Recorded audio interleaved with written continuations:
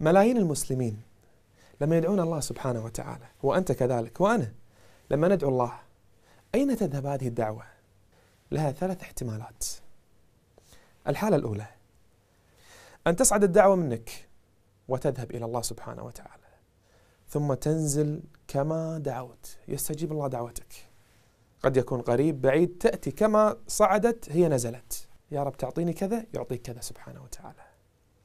الحالة الثانية أن الدعوة تصعد إلى فوق، لكن تلتقي بشيء نازل.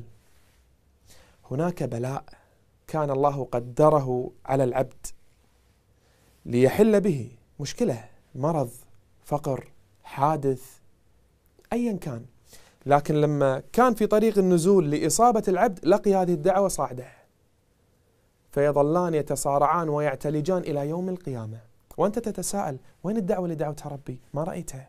يعني الآن ربما دعوات كثيرة منك تتعارك في السماء مع كثير من البلاء والمشاكل والمصايب اللي ما تعلمها أنت. فلا الدعوة استجيبت لكن في نفس الوقت ولا البلاء نزل عليك. الحالة الثالثة أن الدعوة تصعد، تذهب، تصل، لكن لا ترجع. أين ذهبت؟ ستراها يوم القيامة بإذن الله حسنات توضع في ميزان حسناتك. تتمنى عندئذ أن دعواتك كلها ما استجيبت لك وكانت حسنات ليثقل بها الميزان يوم القيامة. لما نقول هذا الكلام؟ حتى تطمئن أن ما في دعوة منك ضايعة أبدا، ما في دعاء يضيع.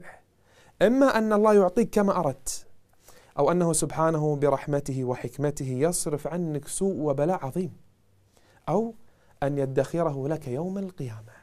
السؤال الأخير، أي هذه الثلاث أفضل؟ أن يستجيبها الله لك، أو يصرف عنك سوء، أو يدخرها لك يوم القيامة؟